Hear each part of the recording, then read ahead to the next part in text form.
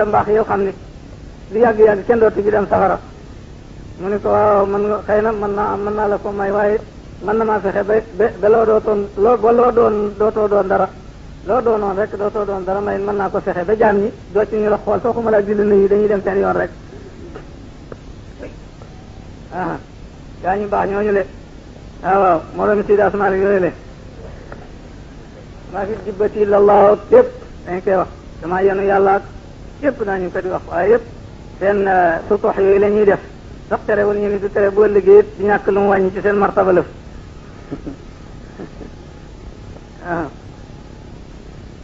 waaw ahmadu ahlul hamdi wal kamal dëgg la de moom rek yooyu cant dëgg waaw borom soo xam ne borom cant dëgg te aku mat daal moo ko moom ndax lu waaye mat da nga motti ko fi barab wa ashkuru shukra si tolorami irtihal ne wa uwaxiduhu ne maa ngi koy wéetal moom yàlla yaata nag ne bëgg naa koo wéetal zaatan ci jëmm kullu shay'in haalikun illa wajha waaw wa sifatan bëgg naa koo wéetal ci melaw ama ramayta walakin allaha rame walladi awsala ramya wa fi'lan ma wéetal ko itam ba tey ci jëf wallahu xalaqakum ma ta'malun wa yafna summa yafna ba kaana fana wa inal baqaay waaw waaw jeex tàkk dootu si lu jëmm ja jeex tàkk jëfam itam melam itam fa tabaraka allahu nga jeex tàkk itam ci jëfam wa yafna summa yafna ba kaana fana wa inal baqaay الفناء والفناء توحيد من wéetalu ka nga xam ne danaa ko wéetalu ka nga xam ne lam yara du gis la waññeel ko du ko gisal kufuwan ab nawle wala mislan du caageen kem yàlla amul kem qul wallahu ahad allahu samad lam yalid walam yulad walam yakun lahu kufuwan ahad mu jeex kenn doxal ba gis ko am loolu ahadun allahu samad lam yalid walam yulad la budda kay gaan ci benn walam yakun lahu kufuwan ahad balaa fekk kon kay xanaa nu mën a nekk naw leen fekk moo muy bind nuy bind mbaa mu bind nu bind ko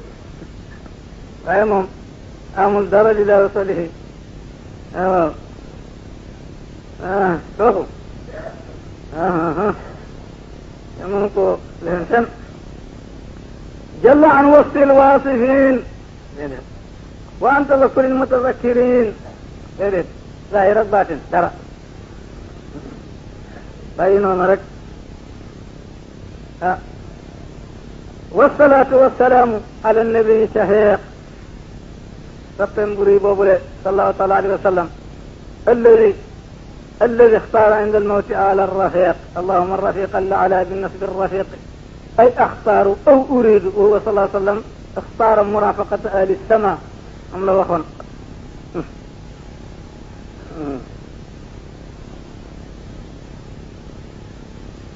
وعلى آله وصحبه الفقراء المهاجرين الأهل والأوطان نيرة حسين بركة والذين تبوؤوا الدار والإيمان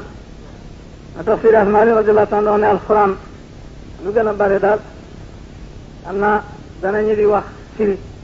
waaye ne xam naa lu gën bare taawil daal ndaxte boo xamee ni benn baat bu nekk xëy naa ñu ci indi sax ñaar fukki maanaam boo waxoo di taawil la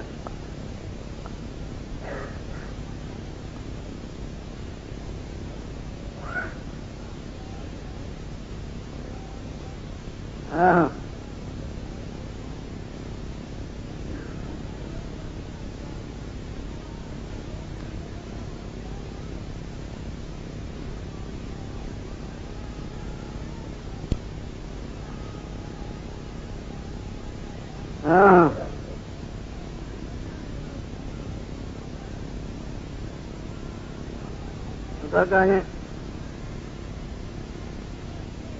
nekk daal danañu ci leen di seeni mbir xaddal seen yëf التفسير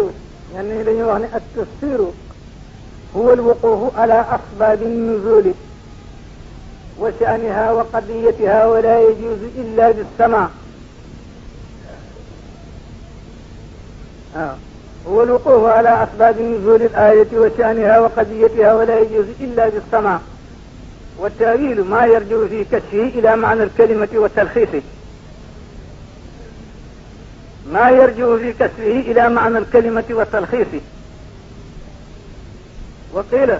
التفسير ما يتعلق بالرواية، والتأويل ما يتعلق بالدراية. ويطلق علم التفسير على ما يعمهما، يفعل وخنا التفسير تأويل بكبير.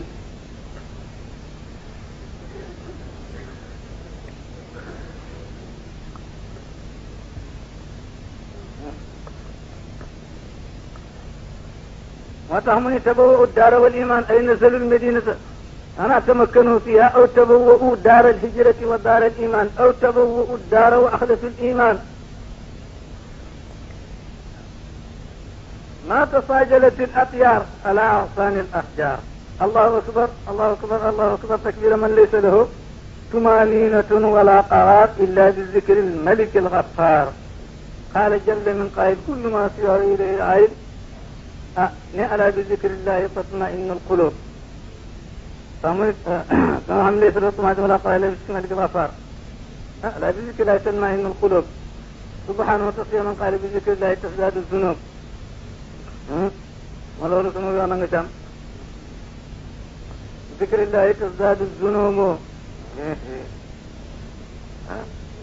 وتنطمس البصائر والقلوب. أنا غانيو نكتب وفيده ينهي بعض العارفين ينهي ابن الفارزة ما كنا ما خمسون يوانا نكتب